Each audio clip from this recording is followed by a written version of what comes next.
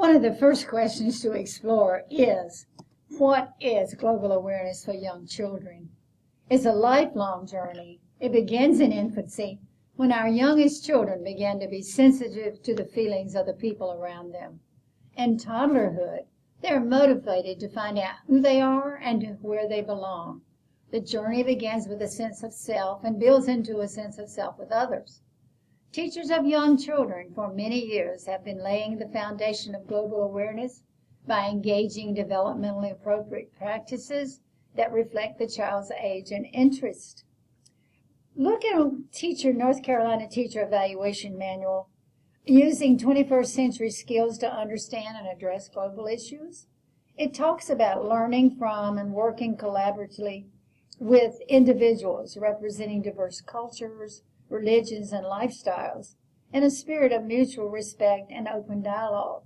It helps us understand others. There are several components of global awareness. One is environmental education, learning about the child's own background, outdoors, and bringing in home experiences. There's cultural awareness, developing identity, attitudes through experiences, and then there's discovering the world, building on families, places, and things. Family awareness, who the child is, the customs and richness of each culture, their holidays, their birthdays, their family rituals, storytelling. The father in Mexican families is the major storyteller. There are other components. Diversity, building relationships and recognizing the influence of race, ethnicity, age, gender, stereotypes, cultures, disabilities, and traditions, family rituals and practices. Think about your definition of a diverse learner. List words in your journal that denote diversity. We will pause to give you time and be right back. Well, if you refer to the North Carolina Teacher Evaluation Process Manual Standard 2, Establishing a Respectful Environment, Element B in particular, Teachers Embrace Diversity in the School, Community, and the World, we have to know what diversity means. So perhaps your notes indicate a difference in gender, a difference in socioeconomic status, uniqueness, different in race, different in religion, difference in color, difference in ability.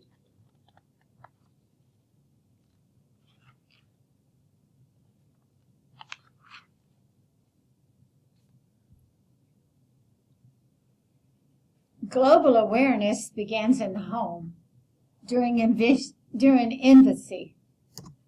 We talked about is throughout toddlerhood and preschool, when children begin to be sensitive to the feelings of others, when they recognize and explore physical differences among themselves. Infants and toddlers by age 2 notice differences among people and classify and sort according to their color and size. He's older than me, therefore he's bigger than me. And pre-K and kindergarten, they begin to develop a sense of self and a sense of self with others by becoming self-regulated and showing respect for others in the groups. In preschool, they're also discovering things that interest them and amaze them. They're seeking to share them with others. They show interest in a range of topics and ideas and tasks. Reference the North Carolina Foundations of Early Learning and Development Approaches to Play and Learning domain, starting on page 27.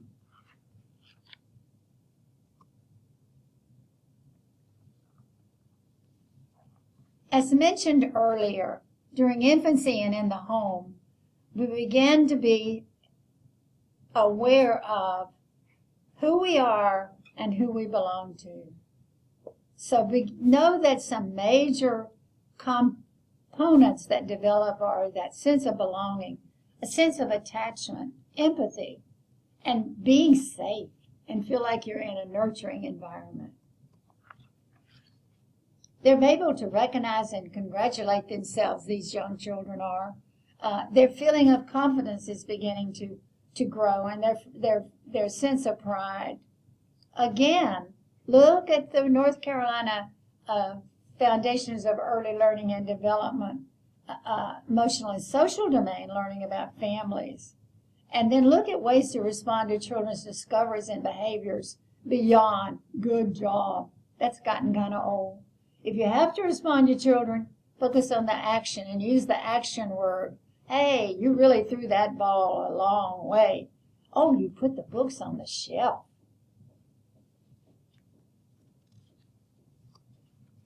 So, for older children in preschool, we look at the environment, again, home and school, then the community, and then the world. We encourage children to understand and appreciate new people, new places, new ideas. But first you have to build on familiar people, places, and themes. So for the environment, while it is important to learn about whales and tropical rainforests, it's probably better for preschoolers to first learn about their own backyard. And that is said by Ruth Burkle, a naturalist who teaches 3- and 4-year-olds. Now, for our children, the backyard may be the porch, or maybe the playground in the school. But children should learn about their home and school environment first, the community they live in, and then the world. Using all 5 senses, become a watcher, a listener, an explorer. All that helps them explore and evaluate the world around them. And that second component, conservation, puts the child in charge of checking, making sure things are done, like making sure the lights and the water are turned off when they're not being used. Tell them that turning off the faucets can help ensure that there will be water for everyone for a long, long time. And recycling. You all have heard about that. Everything old can become new again. We can teach that to preschoolers. They can be taught that recycling can have a positive effect on our environment. This age group seems to have a natural instinct and also a natural interest in trash. Recycle water out of the water table to water the classroom and outdoor plants and flowers. Use empty boxes and use them for the dramatic play area or art projects. So what about pollution, Bonnie? Pollution says, all you have to do is look at the daily newspaper or magazine pictures and you'll see litter. You'll see a pretty park. You'll see things that are well taken care of and things that are not. So talk about how those make you happy or sad. And then on Earth Day, spend some time talking about Earth Day and what that means to all of us. In wildlife, teach the children about wildlife in their neighborhood. Go for walks to discover the spider webs and the ant hills. Teach them not to step on bugs outdoors or disturb animals' habitats. Explain the difference between wild animals and domestic animals. And then, so what is ecology for preschoolers? Well, it's a relationship between living things and the environment through everyday happenings. For example, you go to the refrigerator or mommy goes to the store to get food. A bird must pack for worms for her babies and bring the food to the nest. Plants come from soil, sunshine, water, and clean air are necessary for plants to grow. All of that can be looked at and discovered with young children. So, this cartoon is one of my favorite. It reflects a sign of the times.